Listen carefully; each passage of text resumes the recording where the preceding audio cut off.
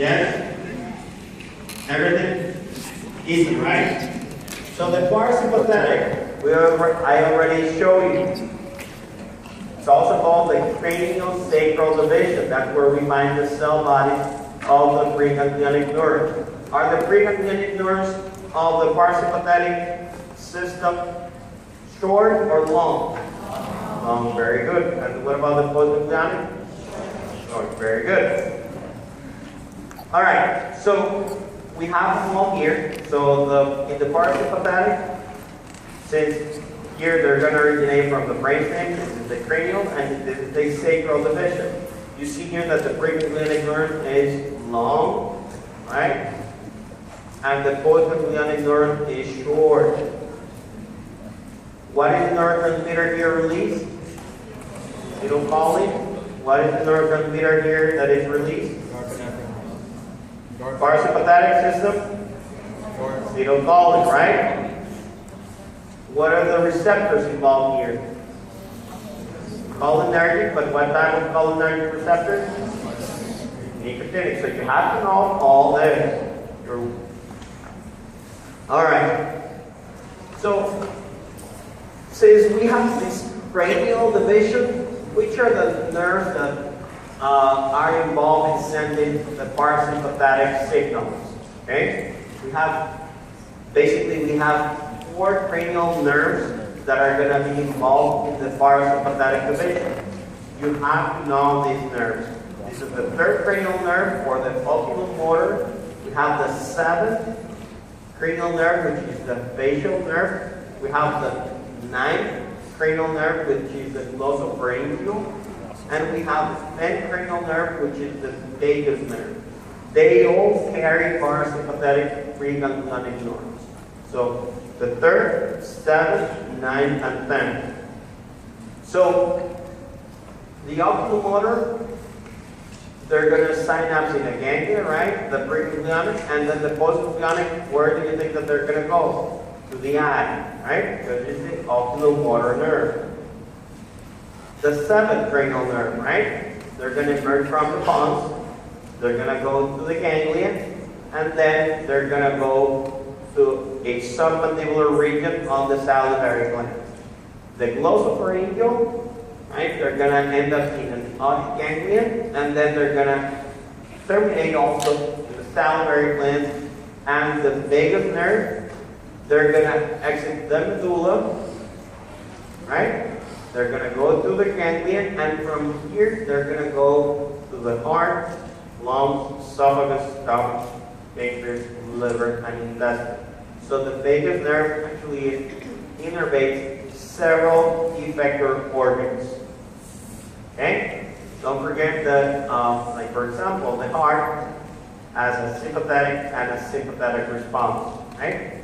The same with the lungs, the same with the esophagus, and the other organs here listed in this slide.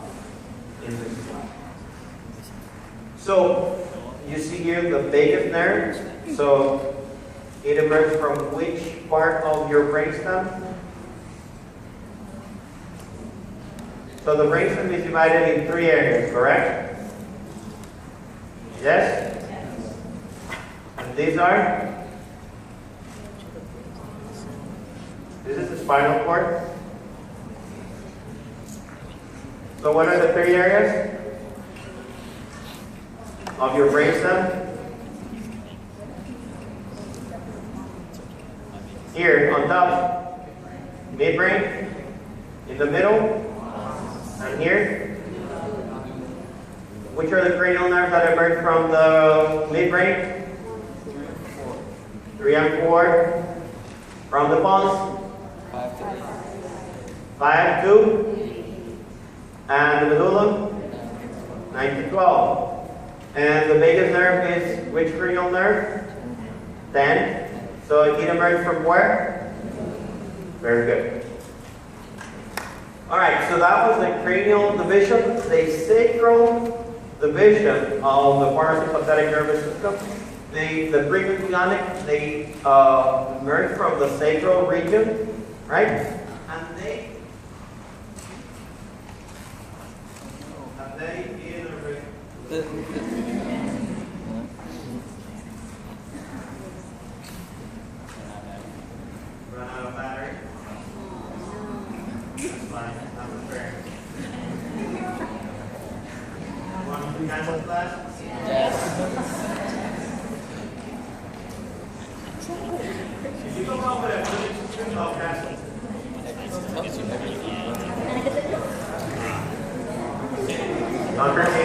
soccer game.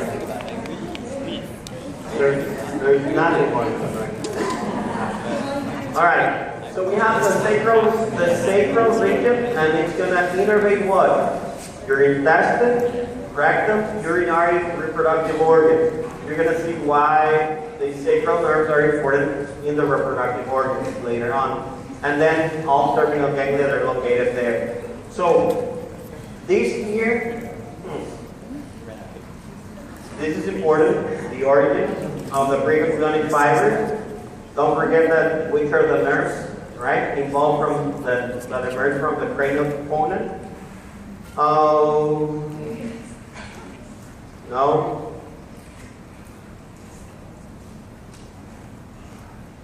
And I'm going to say yes. I'm going to put here happy face. Okay? Don't worry about this. This is a lot of anatomy. Okay? So, we have, I think, mentioned everything you need to know.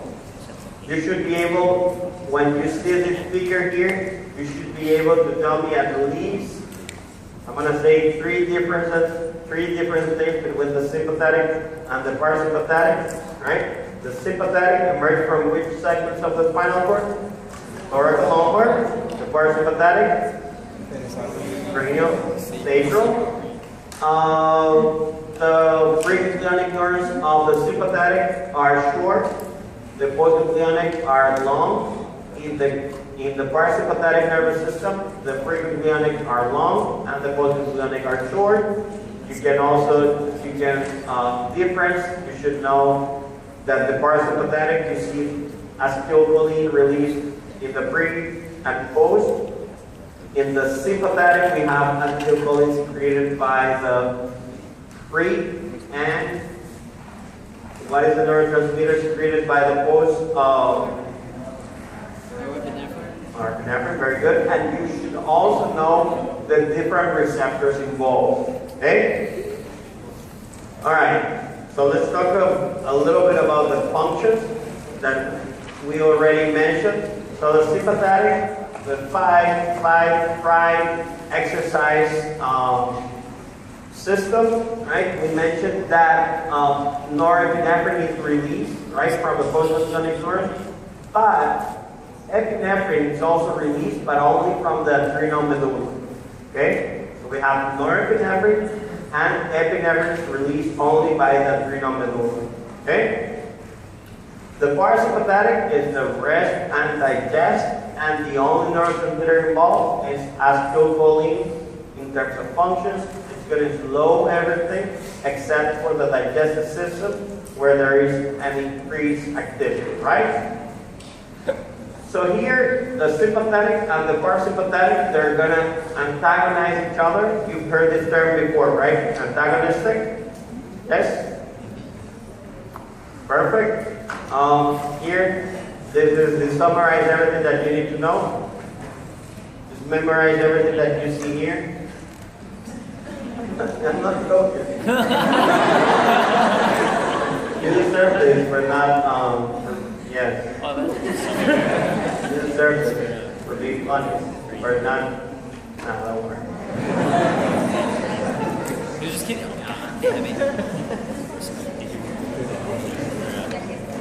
Alright.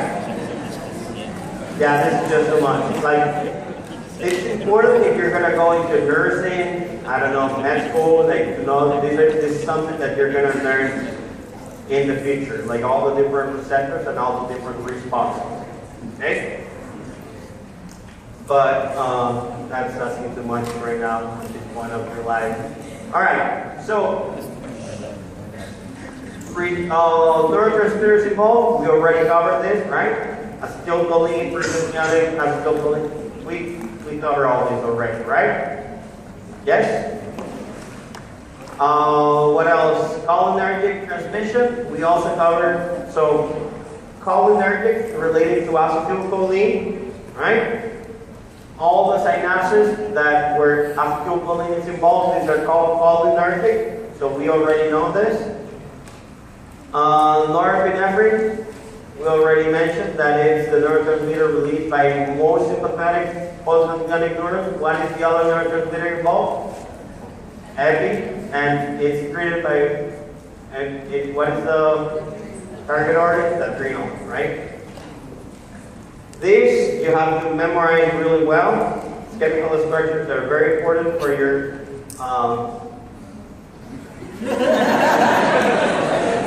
what, they're not important? No? Yes, not yet. Yes, no, they are important. Now we're heading to the car. This is Not for this class. You're ready for the chapter, right? You want a little bit of this? When do we fall? We can get into the details of all these things. All right. So again, another beautiful summary of everything that we have covered. All right. We have here the sympathetic, parasympathetic. We have all the divisions. Here, this is more, you see that it's in a way kind of more realistic, where the preganglionic and postganglionic are long and short and long. Like it makes more sense, right? And all the different neurotransmitters involved. All right. So there's something called, and this is something that we mentioned when we're talking about the nervous system, right? And transmission. We mentioned about varicosity, right? Yes? No? In the axons? No. You forgot it. Probably forgot it. Basically, in the axons, there are like these swellings, and these swellings, you see here the axon, you see here these swellings. So basically, the neurotransmitters, they're going to be, in a way, like trapped into little vesicles there, and that's where, like, these are called that's why they're called varicosities, because they're swellings here. And you see here that these axons, right? Here we have a sympathetic axon, and here a parasympathetic. You see that there are some substances being released here, and since they're working on the same effector cell, since the sympathetic stimulates, the parasympathetic inhibits, they are, in a way, antagonizing each other, right? But basically, these varicosities, you see them here, like through the axons, you see all these swellings, and that's where the neurotransmitters are going to be, like, mostly stored. Okay? That's all you need to know about the varicosities. All right, so what if there's adrenergic stimulation? So when we're talking about adrenergic stimulation, we're not talking about acetylcholine. That's the most important thing that you have to know. We're talking about epi or norepinephrine, correct? And we're talking about the sympathetic, not the parasympathetic system. In the parasympathetic, we only have acetylcholine. So here, these adrenergic responses that we're going to get, depending on the receptors involved, because here I'm going to complicate a little bit your life. We can end up stimulating or inhibiting, right? In the heart, for example, we're going to have stimulation, right? And that's going to increase our heart rate. When there is adrenergic stimulation of your lungs, for example, the bronchioles of your lungs, you're going to have inhibition. And what do you think it's going to cause? Your bronchioles are going to, in a way, since they're going to be inhibited, like you're going to have expansion, right? Air is going to be able to come in. We're going to get into that when talking about the respiratory system. So basically, when talking about adrenergic stimulation, we're going to have different receptors. We're going to have alpha and beta receptors. The alpha, these are alpha 1 and alpha 2. And beta, we're going to have beta 1 and beta 2. Okay? This is important because they all act using G proteins and second messenger systems that you already know. The beta, they're going to use cyclic AMP, and the alpha, they're going to use calcium as a second messenger system.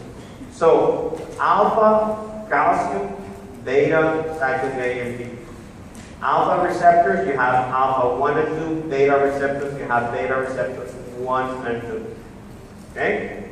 Then in terms of sensitivity, alpha receptors are going to be more sensitive to norepinephrine, and beta, they're going to be more sensitive to epinephrine.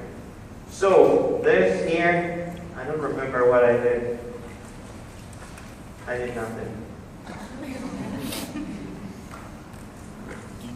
All right, there's important information here. So you see here that depending on the location or depending on the receptor, you're gonna get different responses. So for example, beta 1 receptors. So which is the beta, when talking about the beta receptor, we're gonna have cyclic AMP, right? So in the heart, we're gonna have beta 1 primarily, and you're gonna have increased heart rate. When we are talking about the beta 2, there is inhibition. Here, this is stimulation.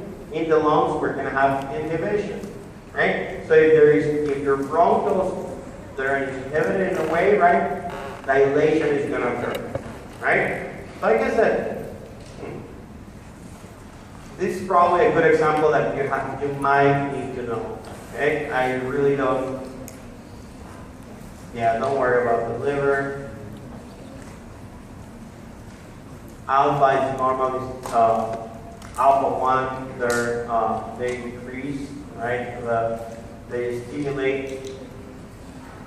I guess that's all right. Yeah, just remember the heart and the lungs. All right, so the alpha 2 receptors, they're located in the 3 synaptic axons. If they get stimulated, you're going to have inhibition.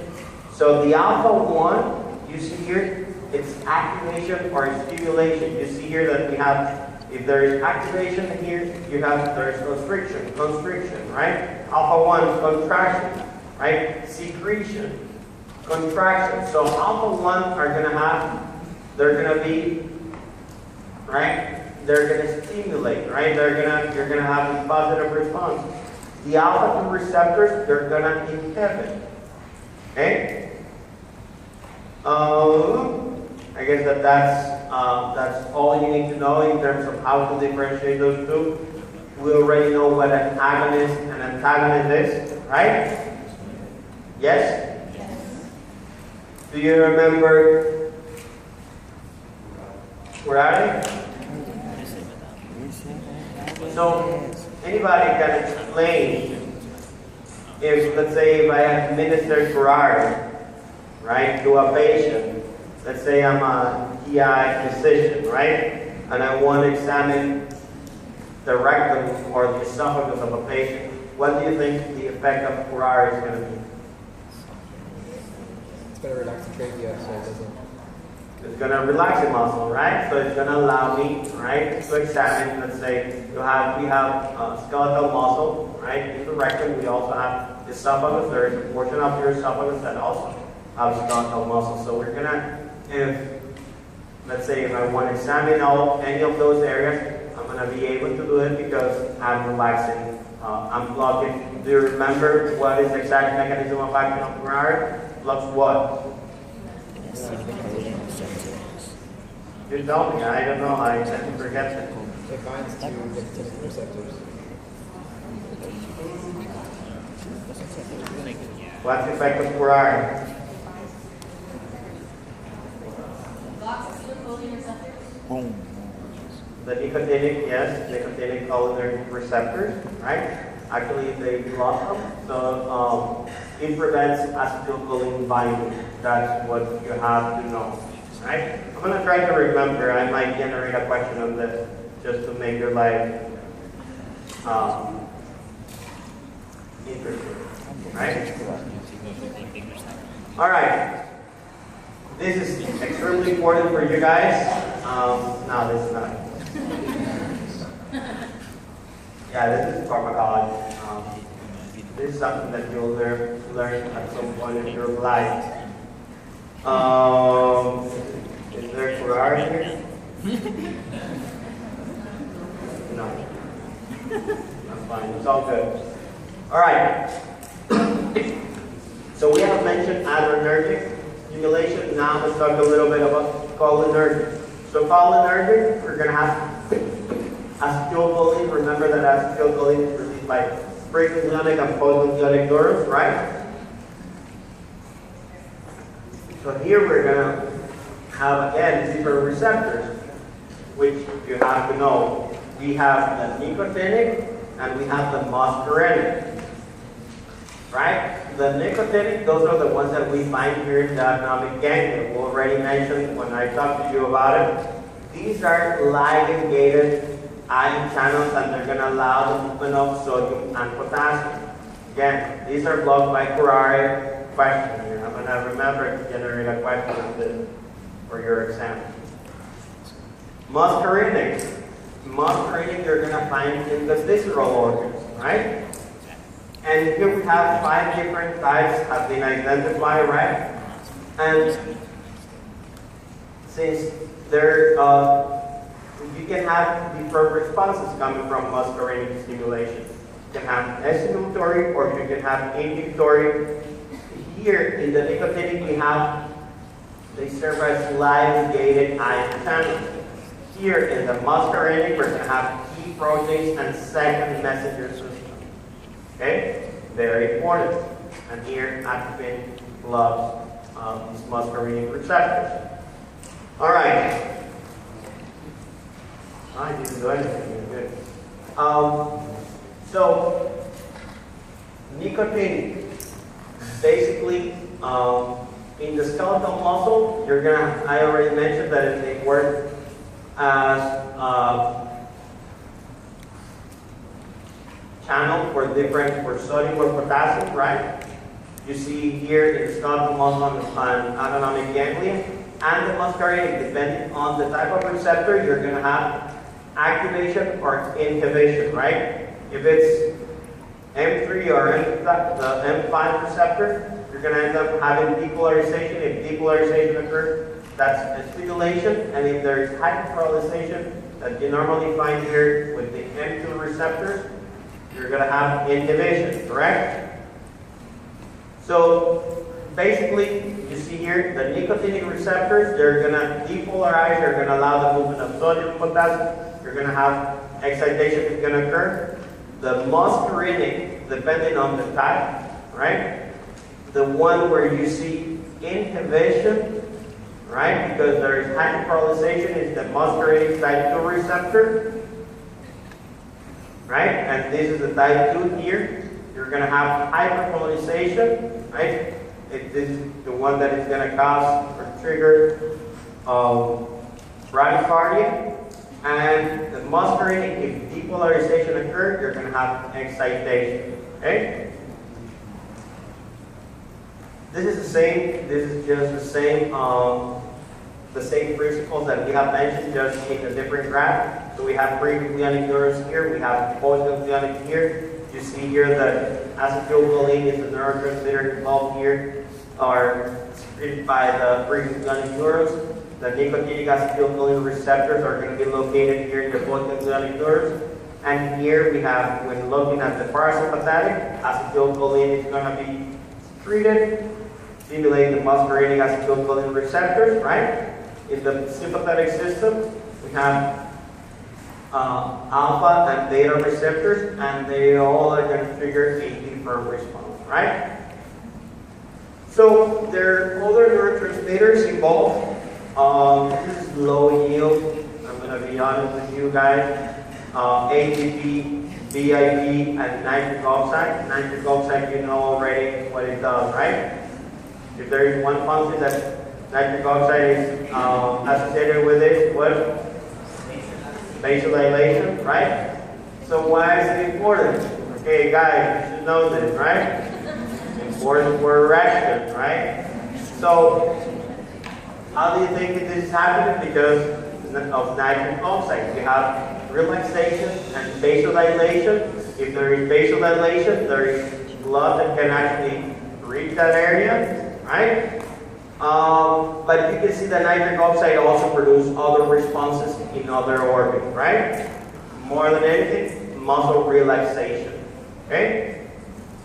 So we have organs that have dual innervation, and this is something that you have to know.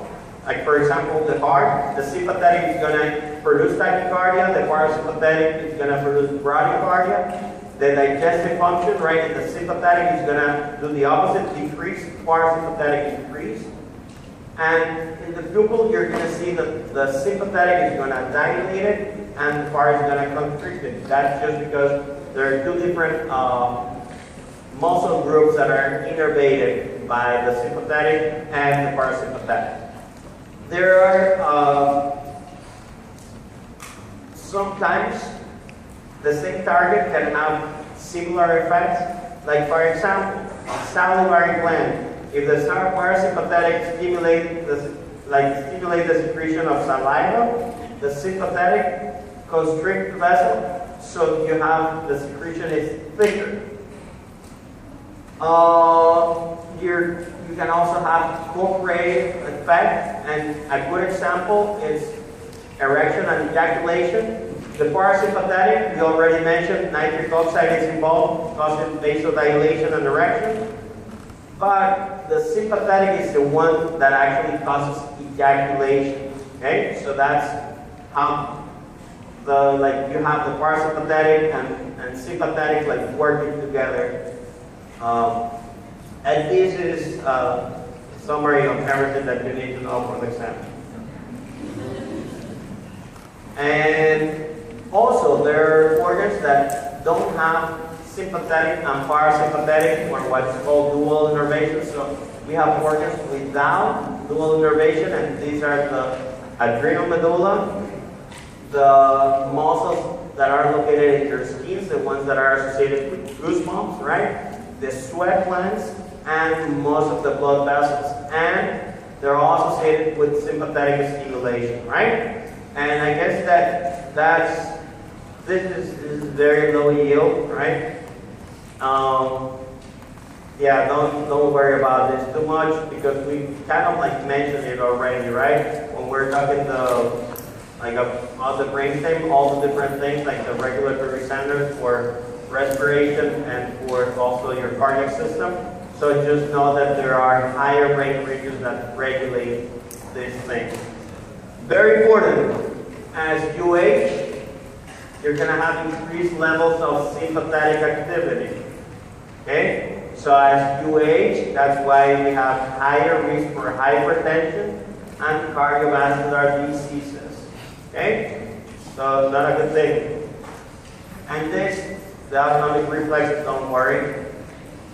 I was generous today when I was preparing for this. And I guess that's it. Thank you guys.